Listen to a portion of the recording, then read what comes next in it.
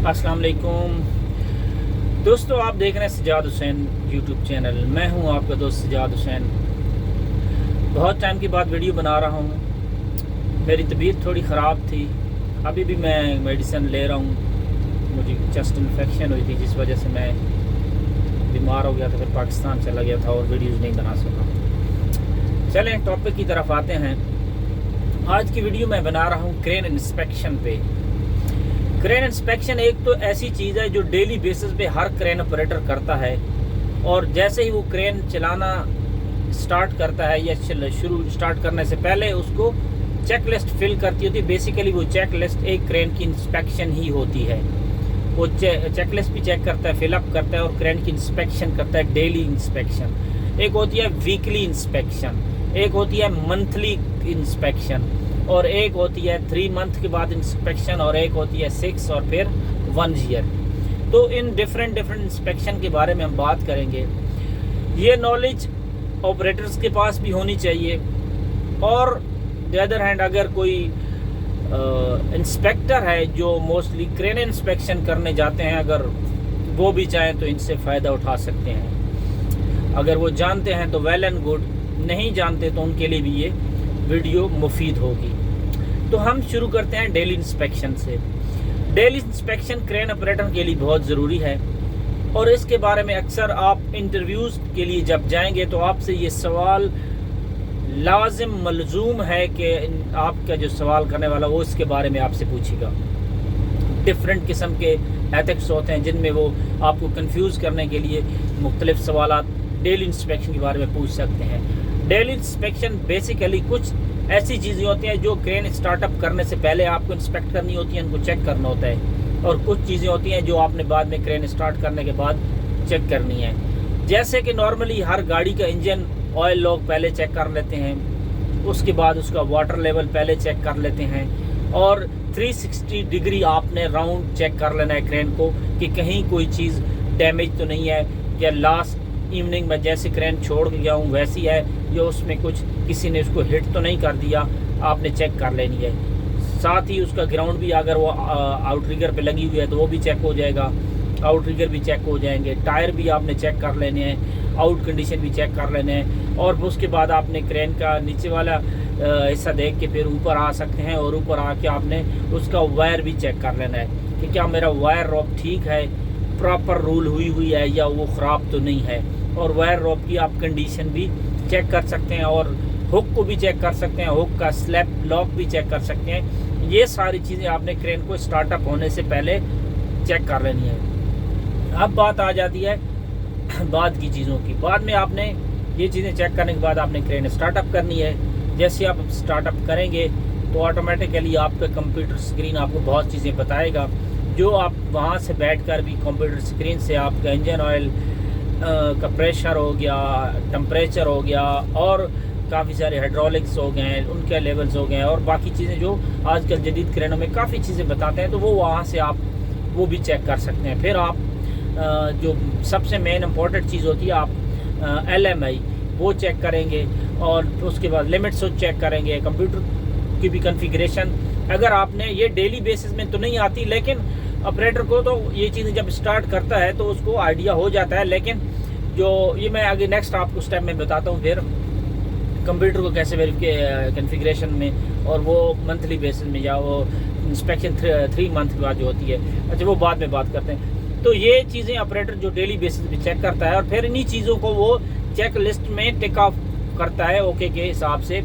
और जैसे स्टार्ट करने से बाद में आप रियर अलार्म भी चेक कर सकते हैं रिवर्स गियर लगा के, और बाकी भी काफ़ी सारी ऊपर और नीचे इंजन की चीज़ें हैं। आप जब स्टार्ट करेंगे तो आपको वो सारी चीज़ें चेक हो जाएंगी, और कुछ कंप्यूटर में, और कुछ आप जब स्टार्ट करेंगे तो आपको आइडिया हो जाएगा। तो ये मोटी मोटी चीज़ें मैं जो बता रहा हूँ, ये डेली इंस्पेक्शन में जैसे क्रेन ऑपरेटर करता है।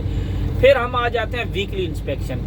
वीकली इंस्पेक्शन में ये होता है, वो भी क्रेन ऑपरेटर खुद ही करता है, लेकिन उसमें वो ज़रा डीपली चीज़ों को चाह के चेक करता है। मसलन के बाज़ का ऐसा होता है, अगर एक ही बंदा एक क्रेन चला रहा है, सम टाइम वो वीकली डेली बेसिस पे अगर इंजन ऑयल चेक या वाटर लेवल चेक नहीं करता, तो वीकली तो मोस्टली लाजिम करना चाहिए। वीकली वो चीज़ें चेक करेगा, दूसरे आपका हाइड्रोलिक लेवल वो भी वीकली में आ जाता है, और इंजन के टायर का प्रेशर वगैरह हो गया, और उसकी ग्रीसिंग वगैरह हो गई, और उसकी बूम की जो ग्रीसिंग है वो भी आप वीकली बेसिस भी और डेली बेसिस पे जब आप बूम स्टैंड रिजेक्ट करते हैं तो आप फील करते ही हैं। लेकिन वो भी आपको उसका भी आपको आइडिया मोस्टली उस हिसाब से भी होना चाहिए। और भी कुछ चीज़ें होंगी जो शायद मेरे जहन में ना आए, तो वीकली थोड़ा आपने डीपली चीज़ें को जाके चेक करना है। एक मंथली इंस्पेक्शन होती है जो मेंटेनेंस रिलेटेड होती है कि आप क्रेन की मंथली में 1 महीने बाद मेंटेनेंस होती है, ऑयल चेंज और फिल्टर चेंज और वो सारी चीज़ें, कितनी ओवर क्रेन चल चुकी है, तो उसके हिसाब से आप वो मेंटेनेंस भी होती है और मंथली इंस्पेक्शन भी हो जाती है। वो भी क्रेन ऑपरेटर और मैकेनिक मिल की ही कर लेते हैं। उसके बाद आ जाती है 3 मंथ इंस्पेक्शन, जो मोस्टली अरामको स्टैंडर्ड है, और अदर दूसरी जो TUV स्टैंडर्ड की हैं वो 6 मंथ और 1 ईयर की भी होती हैं, लेकिन मोस्टली फिर वो 1 ईयर की होती हैं। 6 मंथ वाली मेरे ख्याल में नहीं है, तो वो 1 ईयर पे चली जाती हैं। लेकिन हम अभी पहले 3 मंथ वाली करेंगे। तो 3 मंथ में इंस्पेक्टर आता है, वो एक इंस्पेक्टर जो अरामको सर्टिफाइड होता है वो आपकी क्रेन को इंस्पेक्ट करता है, और वो 3 मंथ का एक स्टिकर देता है जिसे ब्लू स्टिकर बोलते हैं TUV का, और वो स्टिकर आपको 3 मंथ के लिए वैलिडिटी उसकी होती है। जैसे ही वो ख़त्म होता है आपको दोबारा क्रेन इंस्पेक्ट करवानी पड़ती है। वो एक प्रॉपर इंस्पेक्टर होता है, वो आके इंस्पेक्ट करता है। अब इसमें यह है कि जो वो लोग जो जानते हैं वो तो जानते हैं, कुछ ऐसी चीज़ें हैं जो इंस्पेक्टरों को भी नहीं पता। वो मोस्टली आते हैं सिर्फ कन्फिग्रेशन मैच करते हैं लोड चार्ट के साथ और वायर रोप चेक करते हैं और इनफ चले जाते हैं। बहरहाल वो अगर उसमें हम डिटेल में बात नहीं करते, लेकिन अगर आप इंस्पेक्टर हैं या क्रेन ऑपरेटर हैं, आपकी सेफ्टी के लिए, आपकी मशीन की सेफ्टी के लिए आप हर चीज़ को ऑब्जर्व करें और हर चीज़ को अच्छे से चेक करें। इसके लिए उसकी भी ड्यूटी है, आपकी भी ड्यूटी है, क्योंकि ये आपकी भी सेफ्टी है और आपके साथ काम करने वालों की भी सेफ्टी है। आपने 3 मंथ इंस्पेक्शन के बाद आपने प्रॉपर वायर रोप चेक करनी है। इंस्पेक्टर मोस्टली करते हैं, आपने भी करनी है। आपने हुक चेक करनी है, हुक की रीविंग्स के साथ जो शीव्स होती हैं, जो जिसे हम अपनी ज़बान में पुली बोलते हैं, अपने पुलीज भी चेक करनी है कि वो सही हैं, प्रॉपर काम कर रही हैं, रूलिंग की तरह कहीं से वो टच तो नहीं कर रही, दूसरे के साथ रगड़ तो नहीं खा रही। उसके बाद आपने वायर को पूरा बूम एक्सटेंड करके डाउन करके ऊपर लेके जाना है और पूरी वायर को चेक करना है कि वायर कहीं से डैमेज तो नहीं हो गई, क्योंकि सारा डिपेंड कर रहा होता है वायर पे। अगर वायर डैमेज है या कहीं से टूटती है, कुछ अल्लाह ना करे कुछ होता है, तो बड़ा एक्सीडेंट हो सकता है। वायर चेक करनी है आपने। क्रेन की जो कंप्यूटर की जो कॉन्फ़िगरेशन है, ये आपने लोड चार्ट के साथ मैच करनी है। बिल्कुल ठीक है, मैच करनी है आपने, इसलिए क्योंकि लोड चार्ट जो कंपनी बना के भेजती है वो चेंज नहीं हो सकता, वो ख़राब नहीं हो सकता, क्योंकि वो बुक है। उसमें जो कॉन्फ़िगरेशन दी गई होती है, आपके कंप्यूटर की कॉन्फ़िगरेशन भी लोड चार्ट के साथ मैच करनी चाहिए।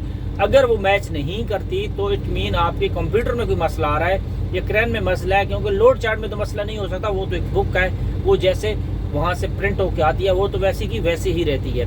उसको मैच करने का जो तरीक़ाकार है, क्योंकि अभी क्रेनों में सिर्फ एक लोड चार्ट नहीं होता, पूरी बुक होती है, क्योंकि क्रेन में डिफरेंट काउंटर वेट आते हैं, डिफरेंट लेंथ आती है, डिफरेंट लेंथ के डिफरेंट कोड आते हैं। उस हिसाब से आपका कोड भी चेंज होता है, लेंथ भी चेंज होती है, काउंटर वेट भी चेंज होता है, तो पूरा का पूरा लोड चार्ट भी चेंज होता है। तो इसीलिए एक पेज से लेके 150-200 पेज के बुक होती है लोड चार्ट की, तो वो डिफरेंट पेजेस होते हैं। आप किसी ऐप एक को भी मैच कर लें तो आपको कंप्यूटर का तो क्लैरिफिकेशन हो जाएगी कि कंप्यूटर आपका ठीक काम कर रहा है। फॉर एग्जांपल आप किसी एक कॉन्फ़िगरेशन को मैच कर लेते हैं, लेकिन मैच करने के टाइम आपने ये देखना है कि जितना लोड चार्ट पे आपकी काउंटर वेट आ रहे हैं, जितना outrigger extended full extender आ रहे हैं तो फुल एक्सटेंडर होने चाहिए। आउट रिगर के साथ काउंटर वेट आपके अगर 15 टन आ रहे हैं तो आपके एक्चुअल भी 15 टन होने चाहिए, और लोड चार्ट में भी 15 टन का पेज होना चाहिए। और उसके बाद आपकी बूम लेंथ वेरी इंपॉर्टेंट है, बूम लेंथ कितनी है और उसके साथ कोड कौन सा है, क्यों कि exact same to same code होना चाहिए। अदरवाइज सम टाइम आपकी 25 मीटर बूम लेंथ है, लेकिन 25 मीटर में 4 डिफरेंट कोड आ जाते हैं। उसी 25 मीटर में 2 सेक्शन भी एक्सटेंड होते हैं, उसी 4 भी एक्सटेंड होंगे, 3 भी होंगे, तो वो लेंथ तो सेम रहेगी, लेकिन टेलीस्कोपिंग बूम जो लॉकिंग अनलॉकिंग या पिनिंग अनपिनिंग वाली बूम है, उनके बूम की जो पोजीशन है वो चेंज हो जाती हैं। तो बूम की पोजीशन चेंज होने से भी कैपेसिटी पे बहुत फ़र्क पड़ता है। इस पे पहले मैंने वीडियोस बनाई हुई हैं लोड चार्ट के बारे में, ये वहाँ से आपको अच्छे से पता चल जाएगा। तो वे ये चीज़ें आपने एग्जैक्ट सेम टू सेम करनी है, मैच करनी है। उसके बाद आपने अपने इंस्पेक्टर को शो करना है कि हाँ अभी आप एग्जैक्ट चीज़ें मैच करके अभी आप चेक करो मेरी कन्फिग्रेशन बिल्कुल एग्जैक्ट आ रही है या नहीं आ रही। तो वहाँ से आप इसको चीज़ को मैच कर सकते हैं।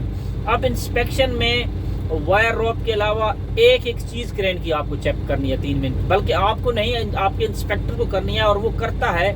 लेकिन अगर कोई नहीं करता तो उसको भी करनी चाहिए, ठीक है। हाँ नई क्रेन है, बाज़ का छोटी चीज़ें। अच्छा, उसके साथ बाज़ का सम टाइम होता है कंपनियां क्या करती हैं, ये बात मैं मोस्टली इंस्पेक्टर के लिए भी कर सकता हूँ कि कंपनियों के पास एक क्रेन की हुक अवेलेबल नहीं होती है, या बड़ी हुक नहीं होती, छोटी हुक होती है।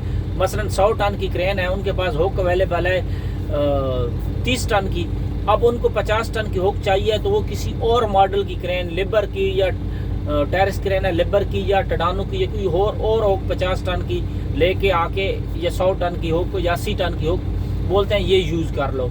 तो अब वो किसी और मॉडल या और कंपनी की क्रेन की हुक अगर इस पे यूज़ करेंगे, हुक तो लग जाएगी, लेकिन आपने उस हुक को चेक करना है कि आपका कितना डाया है, उसका आपकी वायर कितने mm की है, फिर आपकी भी जो पुली है उसका डाया कितना है और उसमें कितना स्पेस है। क्योंकि हर क्रेन जो बनी होती है वो जो कंपनी बनाती है उस हिसाब से जो डाया देती है, उसकी जो हुक होती है, उसकी जो पुली होती है उस हिसाब से बनी होती है।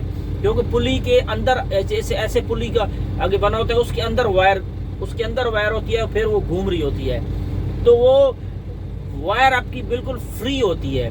लेकिन अगर आपकी वायर की थिकनेस ज़्यादा है, मोटी है, और जो आप हुक यूज़ करें और उसकी जो पुली है वो पतली है, उसके प्रॉपर अंदर बैठ नहीं रही आपकी वायर, तो वो बहुत ज़्यादा प्रेशर, समझो बहुत ज़्यादा वेट क्रिएट कर रही होती है उस पुली पे, क्योंकि पूरी प्रॉपर बैठ नहीं रही होती। और उसको जब वो मूव करती है तो आपकी वायर रगड़ खाती रहती है। तो जब आपको पता ही नहीं होगा इतने टाइम से वो रगड़ खाती रहेगी, तो आपकी वायर स्लोली वो फिर ख़राब हो जाती है। और इसके अलावा अगर आप क्रॉलर क्रेन की इंस्पेक्शन करते हैं, और वो क्रॉलर क्रेन की हर बार इंस्पेक्शन होती है जब वो असम्बलिंग या डिसअसेंबलिंग होती है। जैसे डिसअसेंबलिंग के बाद अगर दोबारा असेंबलिंग होती है तो वो ऑपरेट करने से पहले उसको दोबारा इंस्पेक्ट करना पड़ेगा, उसकी इंस्पेक्शन करनी पड़ेगी। लेकिन अगर वो कंटिन्यू 1 साल तक उसी पोजीशन में चलती रहती है तो फिर उसको 3 मंथ के बाद उसको इंस्पेक्शन चाहिए। अगर आरामको प्रोजेक्ट में है, सिविल में है तो मोस्टली 1 ईयर भी चल जाती है। तो लेकिन अगर एक क्रेन है, क्रॉलर क्रेन, बड़ी क्रेन है या क्रॉलर क्रेन है, और उसको डिसअसेंबल कर दिया 1 महीने बाद ही, और दूसरी जगह पे फिर असेंबल कर दिया, तो फिर उसको असेंबलिंग के बाद उसको इंस्पेक्शन चाहिए। क्योंकि वो क्रेन पूरी डिसअसेंबल हो जाती है, खुल जाती है, पार्ट हो जाता है। जब दोबारा आप उसको असेंबल करेंगे तो वो दोबारा उसको इंस्पेक्ट करना पड़ेगा, तो दोबारा इंस्पेक्शन होती है।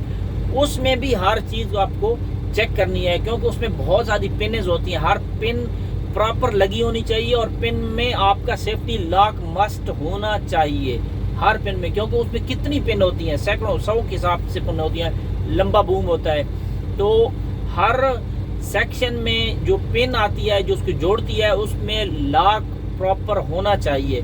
और आपकी जो सेक्शन है एज पर लोड चार्ट होने चाहिए, उनकी जो कन्फिग्रेशन है जैसे लोड चार्ट में दी गई है, जिस कंपनी की क्रेन है उसी तरह होनी चाहिए। जैसे कि बेस उसकी आ रही है 9 मीटर की, आगे उसका एक 3 मीटर का पीस आ रहा है, फिर 6 का आ रहा है, फिर 9 का आ रहा है, फिर 12 का आ रहा है। मैं मिसाल दे रहा हूँ, जैसे आ रहा है वैसे ही आपने उसकी लेंथ को इंश्योर करना है, वैसे ही आपने उसकी सेक्शन लगाने हैं। ये नहीं आ रहा कि आपने टोटल पूरा कर दिया। मसलन आपको 60 मीटर लेंथ चाहिए, तो आप कहें नहीं जी ये 3 और 6 और 9 के क्यों डालें, हम 12 मीटर के सारे पीस डाल के और हम जो है ना 60 मीटर का 5 डाल के और 60 मीटर लेंथ पूरी कर लेते हैं, मिसाल दे रहा हूँ। तो वो इस तरह नहीं करना।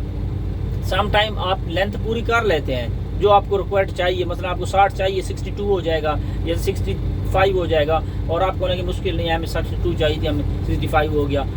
लेकिन वो आपकी कन्फिगरेशन गलत हो जाएगी, क्योंकि कंपनी जब क्रेन बनाती है उसमें जो सेक्शन वो दिए होते हैं, तो वो किसी वजह से उन्होंने दिए होते हैं कि कहाँ पे छोटा सेक्शन आना है, कहाँ पे बड़ा सेक्शन आना है, और कहाँ पे ये 12 मीटर वाला आना है, कहाँ पे 9 मीटर या 6 मीटर का आना है। तो ये सेक्शन किसी वजह से ऐसे बनाए गए होते हैं, और उनकी लेंथ को भी वो एडजस्ट करते हैं, और हर लेंथ में कौन सा सेक्शन कहाँ लगाना है ये भी उस चार्ट आता है कॉन्फ़िगरेशन का, जहाँ आप क्रेन असेंबल कर रहे हैं, बूम लेंथ का चार्ट आता है। तो ये आपको वहाँ से आपको उस हिसाब से इसको एडजस्ट करना है, उस हिसाब से इसको आपने असेंबल करना है, ये नहीं कि अपनी मर्जी से कर लेना है। फिर उसकी आपने गाइडलाइन को अच्छे से चेक करना है, गाइडलाइन की पिन्स को अच्छे से चेक कर लेना है, उनको उनके हर पिन, हर लॉक को, उसकी गैंतरी को, इवन हर चीज़ को आपने डबल चेक करना है, क्योंकि ये हैवी लिफ्टिंग होती है, बहुत रिस्की जॉब होता है, बहुत हार्ड वर्किंग काम होता है, और इसमें आप छोटा सा भी रिस्क नहीं ले सकते। आपने YouTube पे जाओ तो आपको कितनी वीडियोस मिल जाएंगी जिन पे ऐसे एक्सीडेंट की वीडियोस पढ़ते हैं, और जब एक्सीडेंट होते हैं तो वो तबाही कर देते हैं, बहुत बड़ा लॉस करते हैं, और अल्लाह ना कर उसमें अगर जानी लॉस हो जाए तो फिर तो उसकी तो कोई रिकवरी भी नहीं है। तो इसलिए जब भी आपने क्रॉलर क्रेन असेंबल करनी है तो ईच एंड एवरीथिंग आपने सबको चेक करना है, डबल चेक करना है, कोई भी चीज़ आपकी मिसिंग नहीं होनी चाहिए, चाहे आप ऑपरेटर हो, चाहे आप इंस्पेक्टर हो। आपने ये सब चीज़ों को, हर चीज़ को इवन आपने अच्छे से चेक करना है।